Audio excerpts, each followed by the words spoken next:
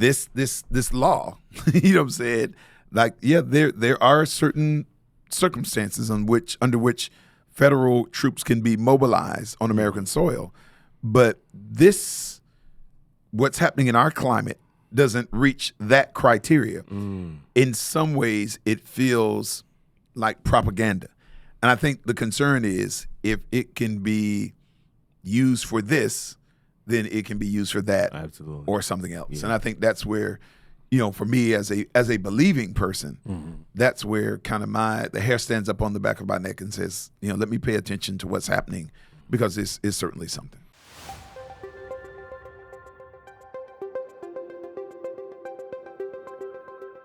Life can be fast-paced, strenuous, and flat-out overwhelming. Life transitions and taboo topics can make it hard to catch your breath. Welcome to Breathe, a podcast that enables you to slow down, get your bearings, and engage in real conversations where no topic is off limits. Breathe is presented by Breath of Life, hosted by David Person and speaker-director Pastor Debleaire Snell. Hey, it's the pastors. Boom. Yes, The indeed. pastors, Snell, Nugent. Yes, indeed. David Person here. David is in the house. I'm here as well. Yeah. Yeah, and the Breathe fam, right? That's Yeah. right. Yes, They indeed. are here.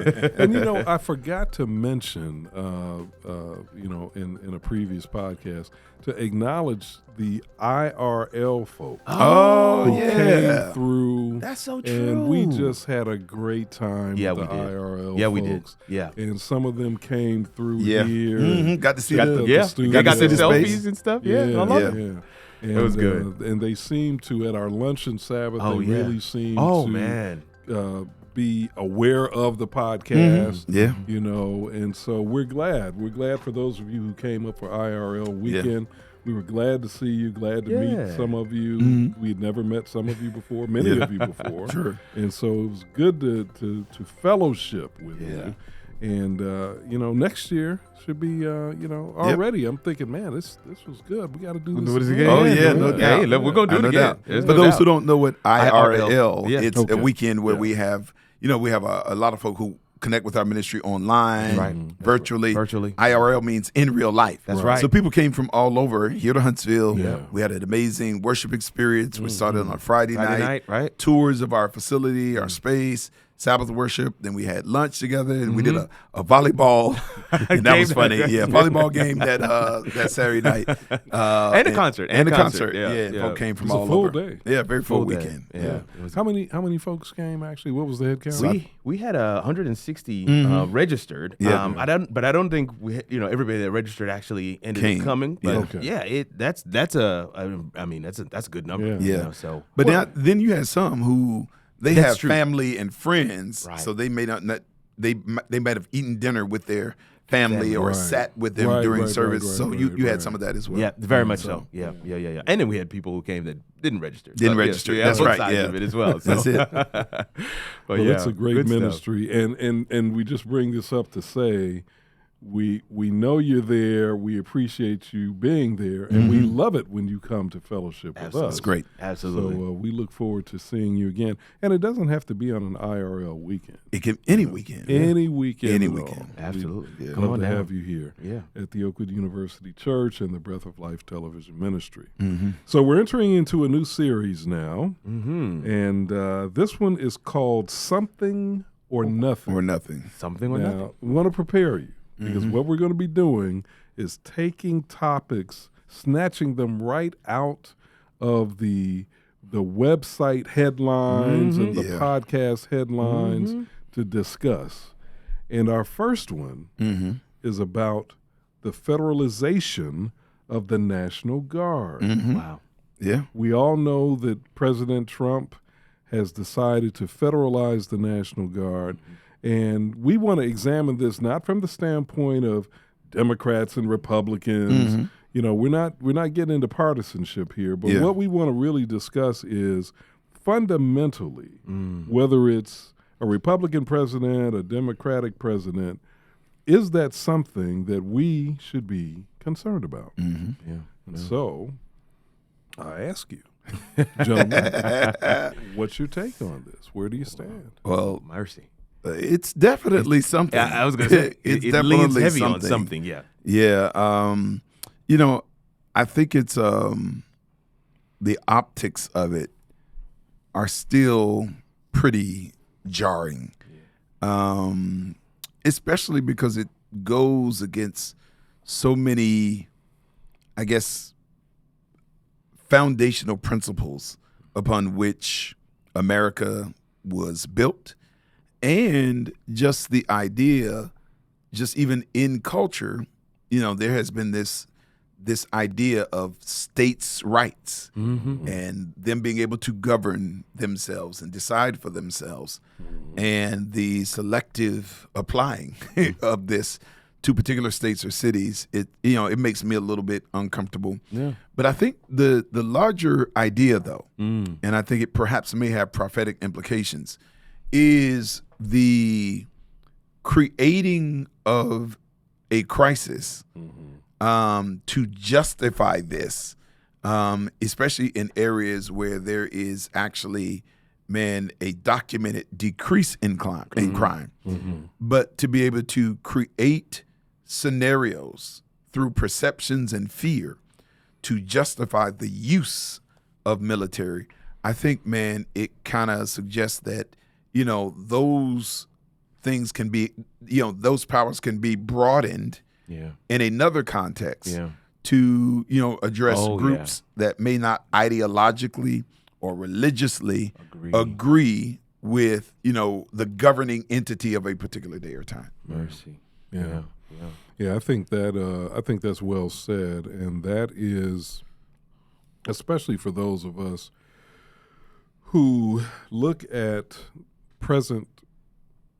the present current events and history from an eschatological standpoint, meaning we're looking at it from the standpoint of what the implications may be as it relates to the end of time. End of time, yeah. One of the historic concerns, and it's not just the Seventh-day Adventist Church that embraces this. Other denominations have, and other groups of Christians have as well, this whole idea that the government will be weaponized against people because of their religious beliefs.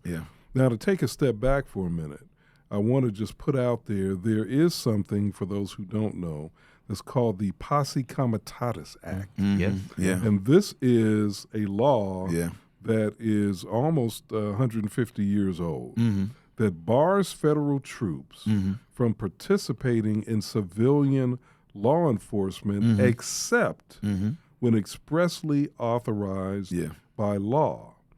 Many of us feel that the federalization of troops, the utilization of the state reserves, that all of that at least violates the spirit of the Posse Comitatus Act, if not it actually being a literal legal violation, or just to say it more bluntly, an unconstitutional act.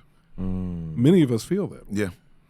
The thing, you lined it out very well. I think for those that are coming in somewhat fresh, I don't know, how maybe you're not aware of the scenario, but I'm glad Dave gave some context towards the base of what we're chatting about. But for me, one of the things that was surprising is when you think about end time, you think about some of the things that that we have traditionally held as, certain types of events, you almost wonder, how would we get there? Like, what would create a scenario? Like, based on how things are now, and, the rules and the regulations and the things that you got to go through in order to make a certain thing happen, how would we actually get that far along? And I think this activity kind of opens your eyes to see, like, man, we're actually probably closer than we probably thought. Because just with one move, I just would have imagined that there would be more outcry across the board, bipartisan, to a move of this nature because of what it signals. Because at the end of the day, regardless of who you support, you may or may not have someone in there later. And so the precedence that it sets, regardless of whether you like the move or not, somebody may be in there that you don't necessarily support later. Yeah. And you say to yourself, man, if he's done it, then somebody else could do it, and maybe they might do something even more egregious. Yeah. And it just kind of causes you to kind of take a step back and think, wow, it's actually a lot easier for this to happen than I originally anticipated. Yeah. Yeah. So the question then, I guess, that we face as ordinary citizens is, what should our reaction be to this sort of act by the government? But, I think one of the things that I think I'm still wrestling with it in my own mind. Okay. It's just how easy it is in some ways to deceive people. Meaning what I'm saying, so that if in these areas that are currently being targeted, the truth is that crime is on a numerical and substantive decline. Like the ability to be able to stoke fear or alter perceptions in the face of objective data to justify or get people to come alongside of it.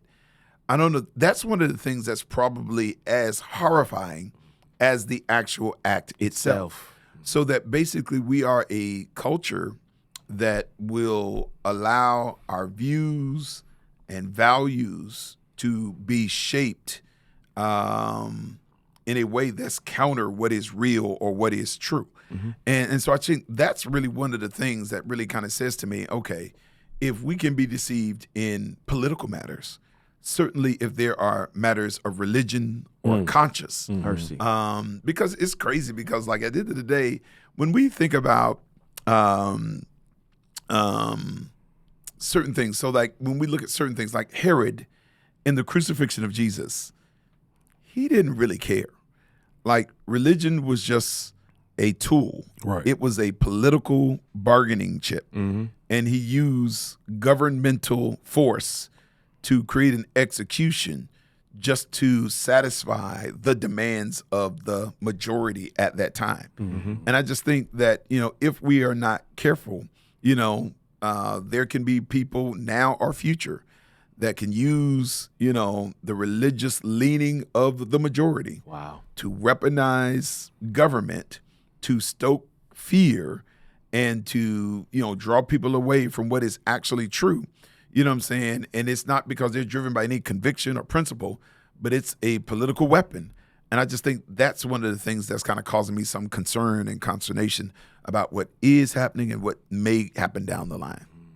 Yeah. So there are people in the evangelical community, I think in particular, who would argue that is exactly what's been happening. They would argue it, though, from the other side. Standpoint, yeah. And when they talk about, wokeness. Yeah. When they talk about,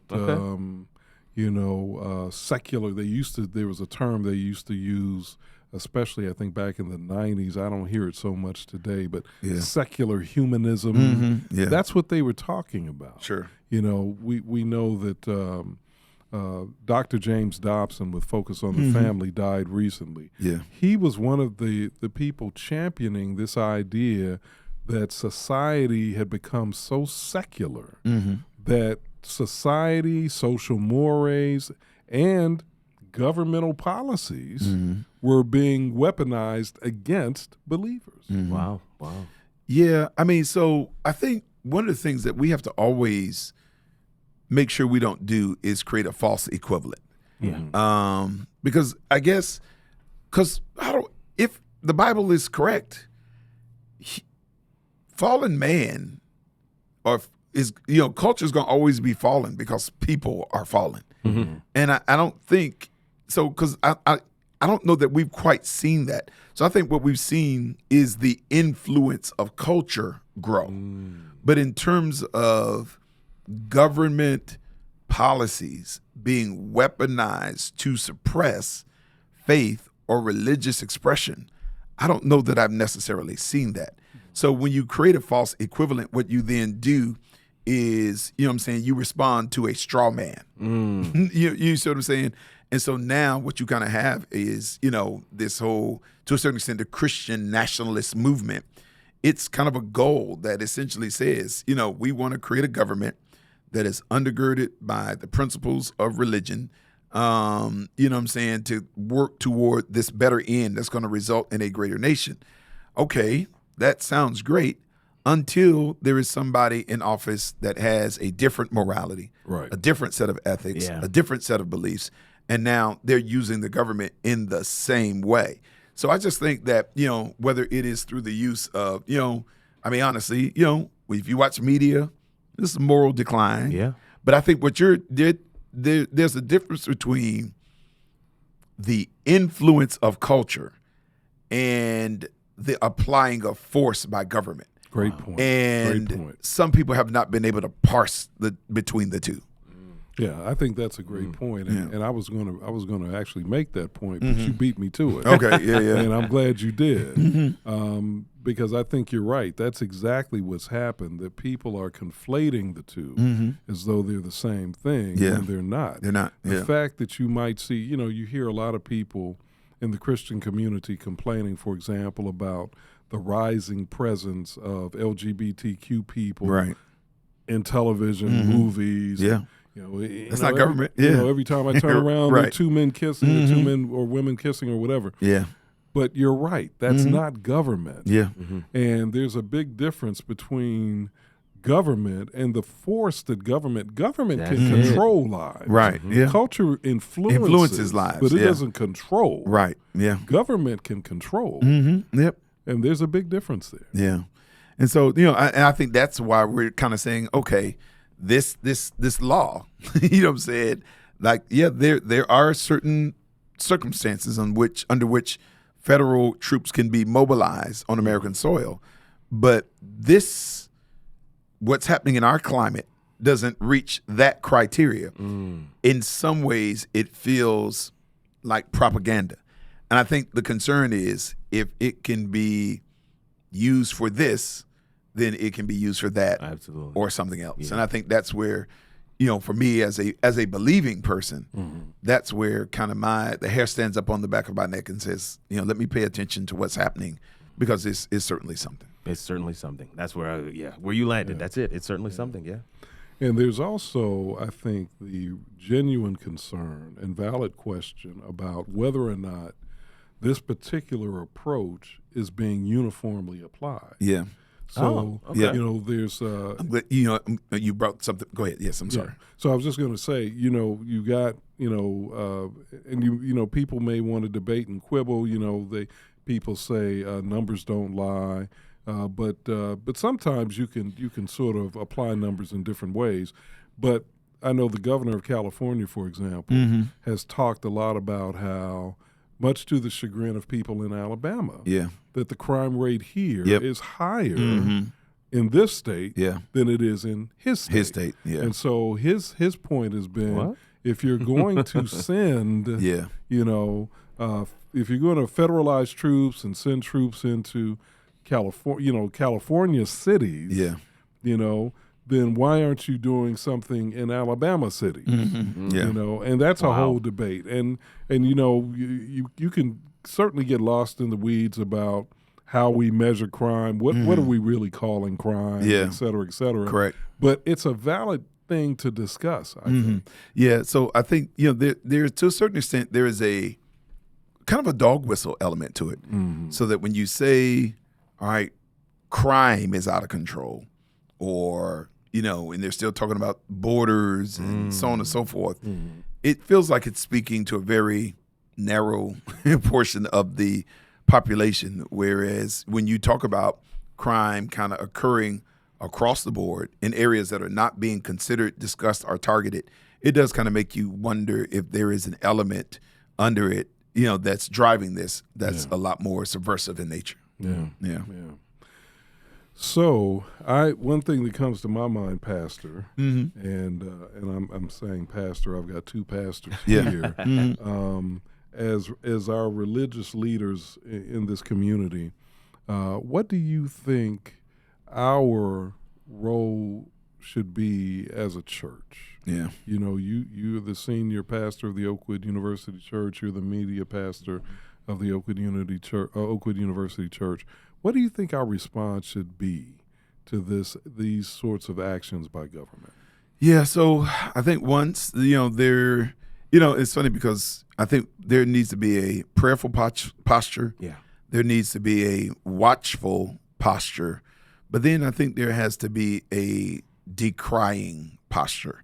And then when necessarily, a mobilizing posture. Okay. I think that in faith communities, we have to mobilize to stand up and decry anything that is unjust, that creates inequity, or is selective in application. And so I think anything that creates, as the Bible would refer to it, as dishonest scales, we have to, be the moral voice of, the country, because government won't really reel itself in. It won't self-correct. There has to be a prophetic voice that challenges it and calls it into account and speaks truth to power. Yeah. What do you say great answer. What do you say to the people who say, well, what about crime? And okay, let's take the city of Birmingham. We know Birmingham has certainly had its challenges with its homicide rate here in the state of Alabama. Yeah. If bringing in federalized troops to Birmingham to supplement or augment what the police force is doing down there, if that were to, what would be the problem with doing that in order to try to suppress crime? What's the problem with that?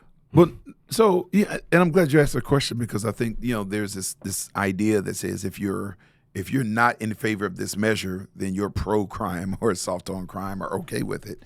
But I think really what it is, it's almost kind of like, and it's probably an imperfect metaphor, but it's like if you have weeds in your garden or weeds in your yard, and you just go pluck them up from the top, all that is just grabbing kind of the head of it. Yeah. Just 10 more are going to grow in its place. Right. And the only time you won't have weeds is when you're standing there pulling. But I just think that there are measures that have been proven much more effective in decreasing crime. I think you've got to address the issue of poverty. You've got to address the issues of education. You've got to address issues of employment. You've got to address, a number of those issues, because what that does is it gets to the root of the matter. Because one of the things that you'll notice is that poverty just has certain fruit. It doesn't matter where it shows up.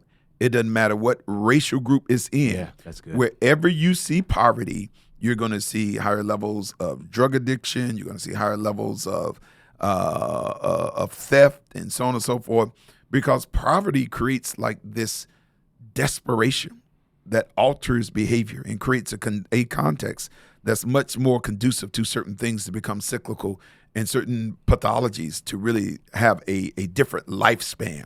And so I just think that, if you're really serious about addressing crime, you can't just pluck.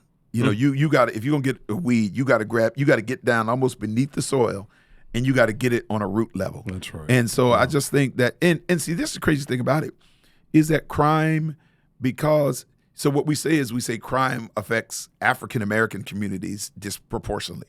No, it affects poor communities disproportionately. But because, we tend to be in some of those poorer communities, we're the ones impacted by it. Yeah. So no one's, a champion for crime, because it's our sons and daughters. That's right. But we're just saying, That's if you're really serious about it, and you want to do more than incarceration or just have troops policing the streets, if you're really wanting to deal with it, you got to function on the level of the virus and not the cough or the runny nose. right. You got to deal with it on a real way. Yeah. And for the believer, I believe that should be the approach, is the care that we have for one another and for our people, not to take an approach that says, well, it's not happening in my city, so I don't necessarily care. And then also, I just believe as believers, we need to be cognizant of what is happening. not to be a whistleblower to say, okay, this is it. You know, I think that can kind of be our approach sometimes, and I don't think that's helpful to the scenario. But I do think we need to have our eyes open, have our finger on the pulse, and not just be aloof to what's happening. Because there are some circles, it's just like, well, I don't really care what's going on with that. Mm-hmm. I think you need to be aware. Absolutely. I think you need to be aware. Now, what does it mean? We seek God for that wisdom and that insight, but we should be aware, number one, and we should have a concern for people, and for the people that are affected, and for the root cause, like you just said. I mean, if we're really wanting to solve an issue of crime, what does the root cause look like? Yeah. And there's no 6-week, 10-week, 14-week cure for crime in a certain area. No. You've got to have a pervasive, long-term approach that has the best interests of people in mind. That's right. Yeah. And I want to point out, we live in a state where building prisons has become a literal industry. It's an industry. I mean, it's $1 billion industry in the state of Alabama. And Alabama is not the only state where this exists, but certainly it's one where I think I'll say the prominence of the prison industrial complex is very real. Very real. And it is inescapable. Yeah. And yet, you build more prisons. Why? Because at least in theory, and of course we can dispute some of this, but in theory, there's more crime. Yeah. Well, if building prisons is your solution, and but you keep having to build prisons, then are you really solving crime? Yeah. Wow. Yeah. Doesn't sound like it to me. No. We live in a state where the death penalty is used routinely, and it is hotly debated. Yeah. Not just as a legal remedy, or a legal or something that can be applied legally, but also even the methods are debated here. Sure. Yeah. Should we use nitrous oxide or there was even one prisoner within the past few years, or inmate in the past few years, who wanted to be executed by a firing squad, something that hasn't been done in decades, if not longer. Yeah.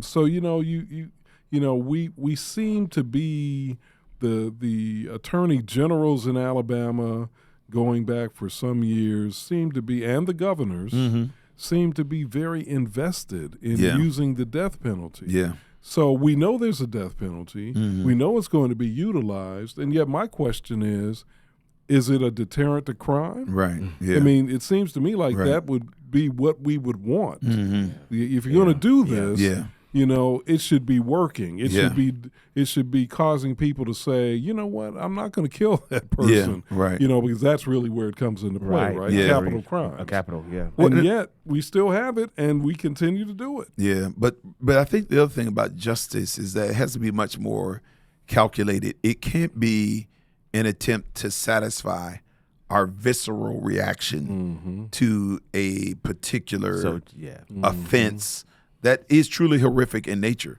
And because it then starts to operate more like vengeance than justice.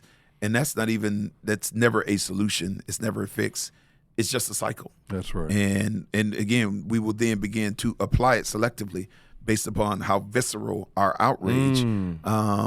And because what happens is, when a certain person that looks a certain way does a certain thing to another person that looks a certain way, the outrage becomes that much more visceral, and the application becomes that much more acute. And when those offenses happen differently, or just to person, of another hue or of another background, then the outrage isn't as visceral, and then the response is not as strong. Not and strong. so, Yeah. But I think the other thing, though, just with the federalizing of the troops, is is this something that is an effective remedy, or are we mimicking some other nations? Oh, yeah. Is it a show of force that is designed to intimidate ideologies, practices, or pushback? And I just think those are questions that the American people have to grapple with. No Absolutely. question. You know, is Absolutely. that something designed to kind of make you second guess agreeing with, or having a divergent point of view from whoever is in power? And again, so I'm not going to limit it just to this particular leader, because at the end of the day, there just may come a day and time where there's a leader whose ideologies are in conflict with my personal convictions. Yeah. And if this can be used for something that is nothing, then it can certainly be applied to silence people that have strong religious beliefs that are in conflict with whoever the leader may be at said time. That's it. Absolutely. Yes, that's good. Yeah. Well, it's this has been, I know, a deep conversation about something that is in the news and something that has the potential to impact any of us, any of you who are watching, and those of us even here in this studio. But we think it's an important conversation. Is it something or is it nothing? We're saying that the federalization of the National Guard, the increased militarization of law enforcement in our country is something that we should be concerned about. Paying attention to. Paying attention to. Something. Yep. And we hope that as we are paying attention to it, that you will as well. Yeah. Yep. All right. Coming up on the next episode of Breathe, we're going to continue down this particular subject matter track, Something or Nothing, with the examination of ideological requirements. In other words, we see, and you'll see there's a trend here. We're really looking at governmental actions and how they are being applied in the current context. Yeah. In this particular case, we're going to get into the actions of certain state governments that are basically putting forward ideological tests to see if people can work for them and what that will mean. What would that mean? What does it mean? So we're going to get into that in the next episode of Breathe. Don't forget, submit your comments, questions, suggestions for topics or anything else. Yeah. We'll take it all. And don't forget, no matter how challenging life may get, even as we're watching this very interesting and somewhat disturbing governmental action taking place, the way we have to face it is by stopping, praying, and breathing. Breathe is produced by David Person for Breath of Life. Executive producer is Debleaire Snell, and sound engineer is Kirk Nugent. Audio episodes of Breathe can be found on Apple, Spotify, or Google podcast platforms. For video episodes and extra content, check out the Breath of Life YouTube channel. Breath of Life is faith-based content, resources, and programs from a contemporary urban perspective for those looking for hope and guidance. We believe that every breath we take is a testimony that God is consistent, that He loves us, and has a plan for our lives.